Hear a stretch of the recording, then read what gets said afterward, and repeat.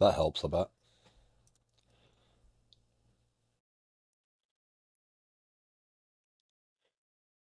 The one time I don't actually hit the I was trying to play with Discord last night to see if it would come through to the stream, and I still don't know how to effectively test Discord. So I muted my mic to see if I could actually hear anything through regular audio. So as yet, I still do not know. How was your fourth?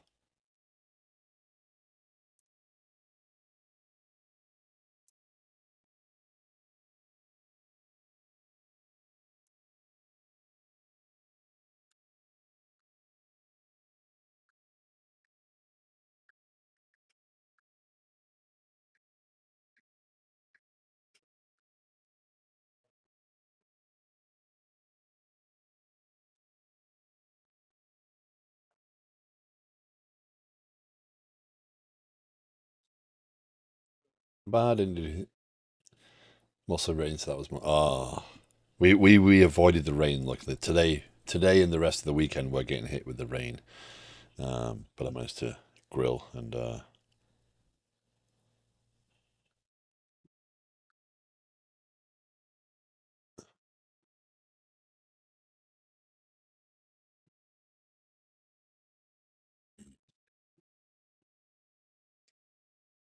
yeah, I managed to grill and the sun stayed out and the rain stayed away long enough for people to throw fireworks. so, so yeah, okay.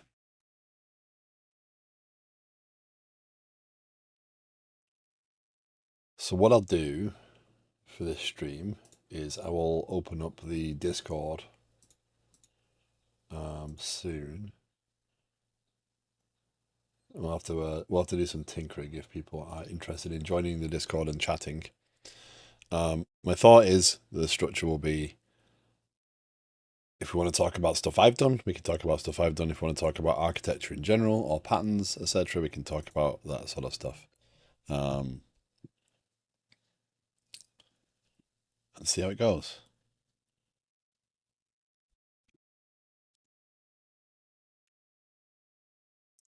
So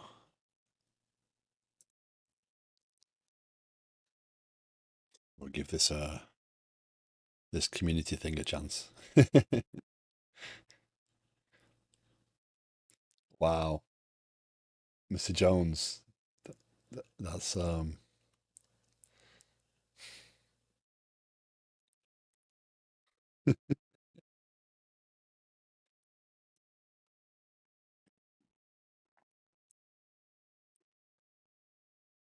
You actually speak Spanish, or did you have to put that through Google first?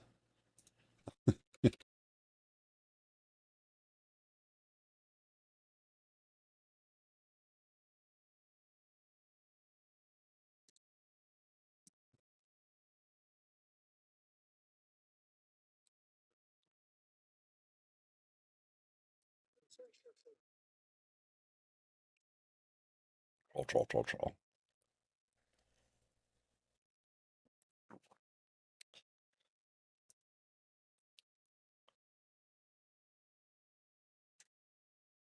So interestingly, let me voice and video, audio. What is my audio set to? Take audio.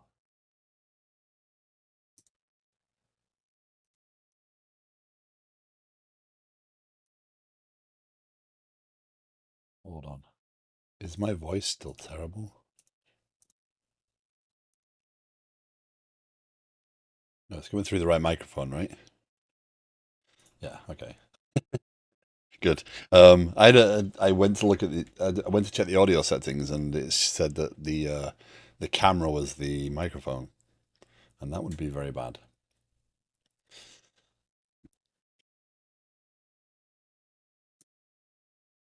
I'm just trying to make sure that Discord is configured. So what I'll do So I'll jump in stream chat. It's been a while since I've done anything Discordy on stream, so hi Emporium, how you doing? Welcome in.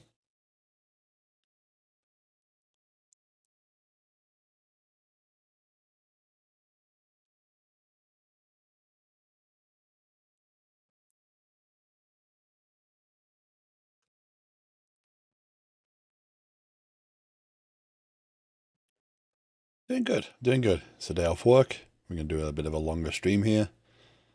Um, yeah, yeah, good point. Let's put an announcement in there. Um,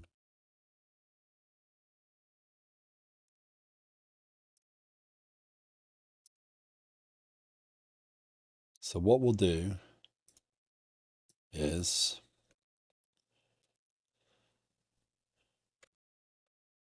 actually I probably want to do good morning and hi. As I mentioned yesterday, the thing I'd be interested in hearing more about is event sourcing. How would you apply it? What's an hours do appropriate to use? What does it look like to set up? I heard what you said yesterday, but it still seems pretty vague to me. Okay.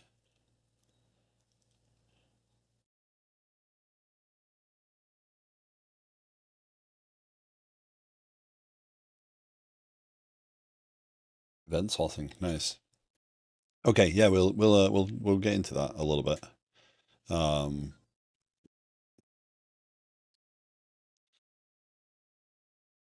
gotta,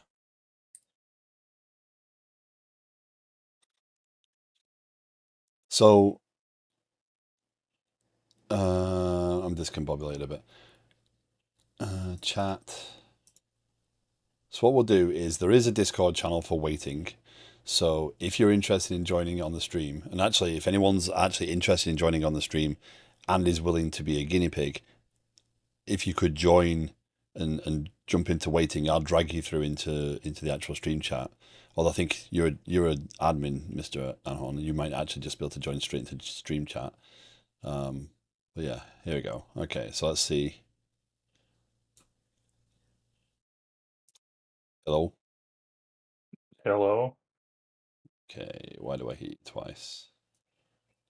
Test number one. You might hear me twice because Oh yeah, I know my why. audio is going through my video. Nope, I know what it was. I was monitoring Discord. I don't hear myself through Discord. That's why I couldn't test it last night, but I can hear you. So All if you, right. there you go. Yes. One line knew exactly what the problem was. So I can hear you clearly. It shouldn't be too loud. All right.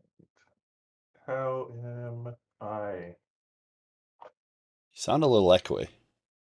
That's probably because it's picking up my wrong microphone. You've got that problem too. Oh yes, I have like 60. How about?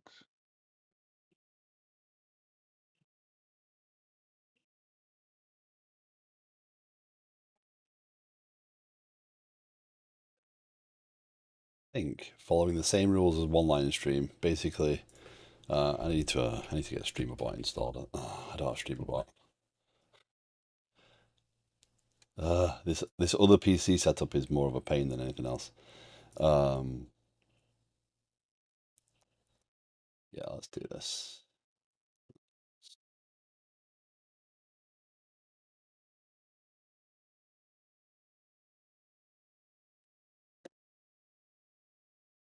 There we go.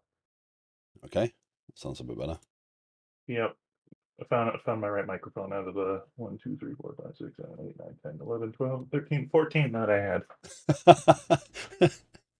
That's a bit of an overachievement. I think I've only got like three, but Well, it's not my fault. It's that voice meter thing that I have. ah, yeah, you use banana. Okay, yeah, I've never bothered with banana.